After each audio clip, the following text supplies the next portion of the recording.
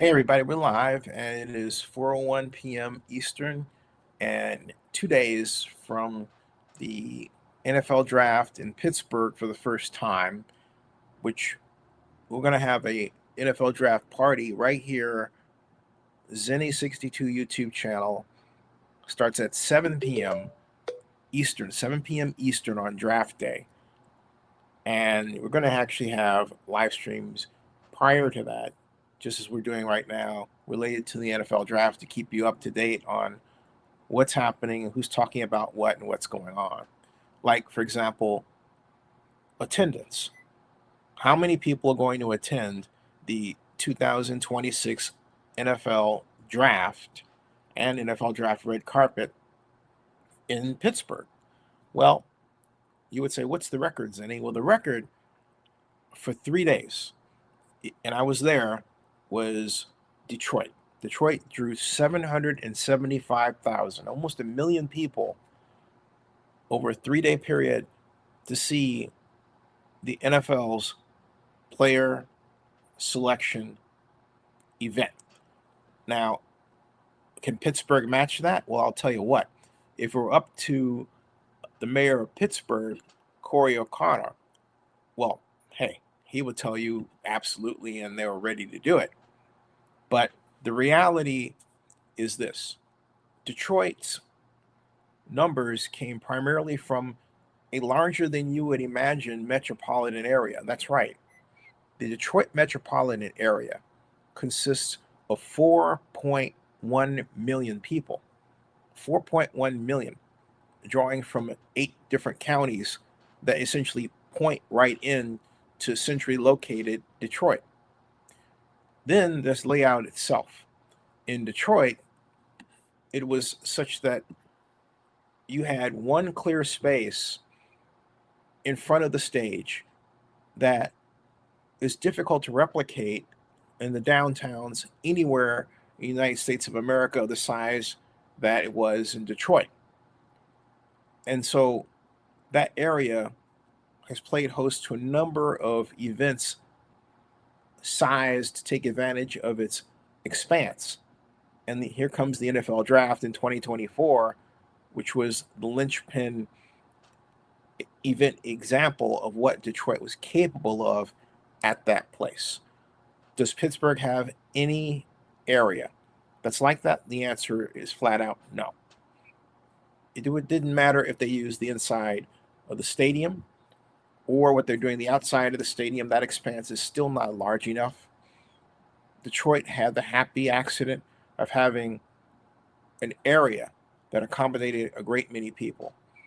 And then there was the media and news around it. You didn't have video after video after video after video after video telling you, hey, you know what? This thing isn't going to happen. Or this is going to be hard to get to because of its location. But if you go to Instagram today, you're going to have even the mayor of Pittsburgh saying to you, is it going to be crowded? Yes. Will it take an extra 30 minutes to get there? Yes. So in your mind, you're thinking, okay, crowd, I don't want to deal with it. Extra 30 minutes, ooh, I don't want to sit in a car for that long, right? So these are all check boxes for you to think twice about going. I have attended every NFL draft save for 3 over the past 21 years. And I mean on site. Most of them are in New York City. Then, of course, in 2015, we were in Chicago. And then in 2016, we were back in Chicago. In 2017, we were in Philadelphia. And then 2018, I didn't attend. We were in Dallas. In 2019, I was in Nashville. And 2020, we had the pandemic, so I was virtual. 2021, I missed Cleveland, sadly. 2022 was, of course, Las Vegas, which is fantastic, and drew a great number of people. Las Vegas at the time was estimated to be around 300,000 people, very sizable. It really set the tone for others to think about what was possible in terms of having a really big NFL draft event. And then along came Kansas City the next year, and Kansas City topped Las Vegas. Kansas City drew roughly 400,000 people, and that was 2023. And so then, 2020. Then we had 2024, and that was Detroit, and Detroit essentially nearly doubled what we saw in Kansas City. Green Bay drew great numbers, brought in a total of about 550,000 people over its 3 days, because it too had an expanse where they could hold 200,000 people at once. All right. It isn't clear to me that what Pittsburgh has to offer can boast of that capability. So that's why the projections, and I think they're generous, are at 450,000. I believe they're going to clock in at about where Nashville clocked in, which is about 350,000, 380,000. Still, those are great big numbers. Now, what do those numbers translate to? They translate into people being drawn downtown to spend their money. But unfortunately, those people that are drawn down there would normally spend their money somewhere else in the metropolitan area. And that's what happens when your event brings so many people. You would say, how does one mitigate that? The only way I can think of to mitigate it is somewhere along the way to have some type of user fee that then gets spread to other businesses in the metropolitan area. That's the one way I can do it. And the user fee would have to be really nominal, something that's really small that people don't feel when they have to deal with it, right? But there's no question that, as you can see, the NFL Draft brings attention to a city at a time when cities need the attention, because attention brings tourism and tourism brings money. If you were asking, why is there such a desire to do this, and why is it that everybody from every city from Pittsburgh to uh, Dallas to Detroit to Green Bay to Las Vegas has wanted to host the NFL Draft red carpet? And it's because it is a event that draws a lot of eyeballs of people at a time when there's really no competing event around it, either locally in terms of the United States or around the world, to take eyeballs and say, hey, it's going to be someplace else. People want to see the NFL Draft. The NFL draws big numbers. And this is why you've got everybody from, for example, this is the mayor and giving his attention to the ribbon cutting for the new Arts Landing Park District downtown ahead of NFL Draft, as you can see, okay? And they want you to know, and it says here, ahead of the NFL Draft to be held in Pittsburgh this week, the ribbon has been cut on a brand new park and civic space downtown.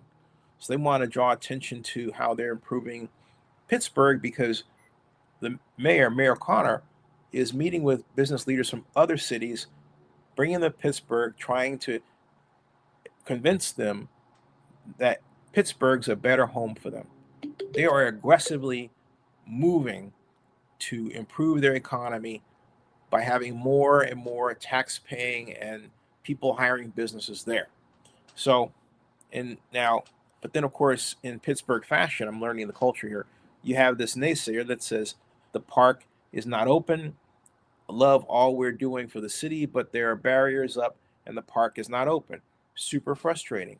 And this person posted this 16 hours ago, which means yesterday, which means right now, as far as I know, the park isn't open, even though Mayor O'Connor clearly wants you to know to visit it during the NFL Draft. All right. So now here's another person that writes, hey, this story needs corrected. To be corrected, the park is in fact not open to the public. All right. And That's that's the truth, but that's sad. That's very sad. Now the story is what was once empty parking lots and a Goodyear tire store downtown has been radically redeveloped into a 4-acre mixed-use space that boasts a band shell, lawn, and playground. The ribbon cutting for Arts Landing was held on Friday, ahead of formal opening stated for May and June. So really, it's going to be May and June that, well, it's going to be open. It says it right here, but it's not open for the NFL draft. And it says the project, spearheaded by the Pittsburgh Cultural Trust, was first partially announced in October 2024 around the revelation of the $600 million effort to revitalize downtown. This week, Arts Landing will be open to the public as it hosts a Pitt-themed block party during the NFL draft. All right. But there, these folks are saying, hey, it's not open yet. Well, let's wait a couple of days and see if it's actually open on draft day. All right. It says here, in 22 months, we advanced this project from a concept to ribbon cutting. Today, leadership and generosity and collaboration have brought us to this special moment. That's Kendra Whitlock talking. Kendra Whitlock Ingram is her name. She's president and chief executive officer of the Pittsburgh Cultural Trust. And so there's a lot going on that they want you to know about and see, and people that they want you to meet. And here's something else. There's a $31 million park which just changed downtown. All right. That's also refers to the Arts Landing. Not open, they say. And this person talking about the first 100 days in office of the mayor. And this person, let's see what they're talking about. You can't really hear them, so I'll just say that what they're announcing is a free fare on the T and M incline, the T and Mon incline for the NFL draft. Thank you, Sheets, for sponsoring Pittsburgh rail fares. So that's what's going on here. It says, delighted to announce that Sheets is sponsoring free fare on the Mon Incline and T for the NFL draft between April 23rd and 25th. And this person says, oh, great. See, here's another naysayer, right? This is Pittsburgh culture. Oh, great. So out-of-towners get free transit, but not the residents who pay taxes and rely on this every day. And that comment gained 297 likes. All right. No replies. Okay. Then someone else, for someone who paid $4,000 to be here for the draft, will get the ride to the bus for free. But we got poor yinzers paying $2.75 just to get to work. All right. So, all right. So, and then this one says, let's figure out public-private partnerships over the long term to fund PRT for actual residents. How about that, right? So, again, Pittsburgh is in a real rush, as you can see, to say, hey, look, we're back, and we're making this happen, and and everything else, and they're in a bit of too much of a rush because there's a such thing as promising too much, not delivering, and then people don't go and see what it is that you're indeed offering. And that's what's happening in this case. But I will have to say, I'm interested to see the reaction to this draft simply because there's so much on Instagram alone about this. I don't see as much on YouTube, but I do see video after video after video, comment after comment after comment on Instagram in anticipation of the draft and its different events, but also a healthy number of naysayers giving you the real skinny on whatever is supposed to be happening or not happening. And I've never seen that before. This is a fascinating development where you've got a really large number of people that at a time when newspapers are dead and sports reporters have been fired left and right, you draw on the people like myself, who the NFL all of a sudden they said didn't approve my credential because they say, well, you don't get enough engagement, and I'm getting engagement, right? And yet they never asked for my numbers. It's just something they came up with, and people who actually don't use the internet like I do have been granted credentials. Maybe the real story is that I get the real skinny out there and they don't want people to know what's happening. And yet I'm a big NFL draft fan. And it shows over my many years of coverage, 20 straight years credentialed, and have really built Zenny 62 Media to a degree around the NFL draft. I've also built it around the need of people like yourself, perhaps, because you don't like something that someone wrote about you online, a story about your business that isn't true, or maybe you just want to have better presence, but you also want to be protected from attackers online. And that's where you hire Zenny 62 Media to straighten that out for you on retainer. We're the best, okay? So, hey, maybe the NFL doesn't want you to know that there are people out there like Zenny 62 Media who can help you in this complicated world that's seemingly being eaten by AI every second of every day. Nope, there's an answer. Zenny 62 Media. But I digress. So, again, closing, the NFL draft is nearly upon us. The mayor of Pittsburgh is really excited. And I have to say, I really love to meet Corey O'Connor. And I'd love to get him on the show and talk more about Pittsburgh and what he's doing for Pittsburgh. And the other thing I think is a problem is as I see it, because I saw a video of Jeremy Renner. And I don't know if Jeremy is from Pittsburgh or not, but there's no place where I can meet celebrities. The NFL Draft red carpet, for example. I remember in Kansas City, Eric Stone Street and the comedian from Saturday Night Live, Chloe, were both guests and touted as Kansas City stars, right? Kansas City celebrities. Where are the Pittsburgh celebrities? Okay, who is it that's a local celebrity who's from Pittsburgh that they're having there?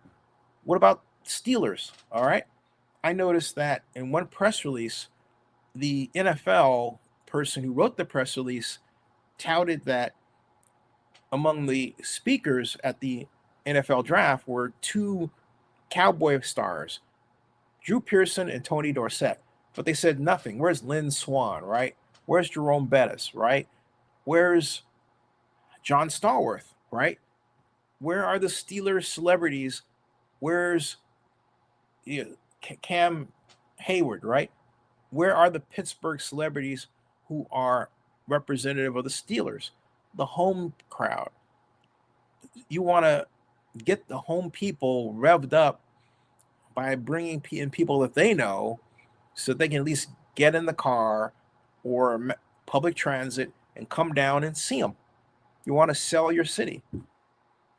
Now, it seems like somebody who wrote the press release was more interested in trying to replicate getting the crowd riled up because the enemy is there. Like, oh my God, Steelers, the Cowboys, they've done a better job, I think, of bringing in Raiders and recreating the energy around the Immaculate Reception or something like that, right? So they missed it entirely. So anyway, come back here. Remember, 7:00 Eastern, Thursday night, NFL Draft. And thank you for watching. Please subscribe to Zenny62 on YouTube and bookmark NFL News by Zenny62.com. We'll see you. And also check out NFL Draft Red Carpet News.com. Yep. And also NFL Draft Player Rankings.com. Also NFL Big Data Bowl.com. All of those sites belong to one company, Zenny62 Media, of which I am CEO. Thank you.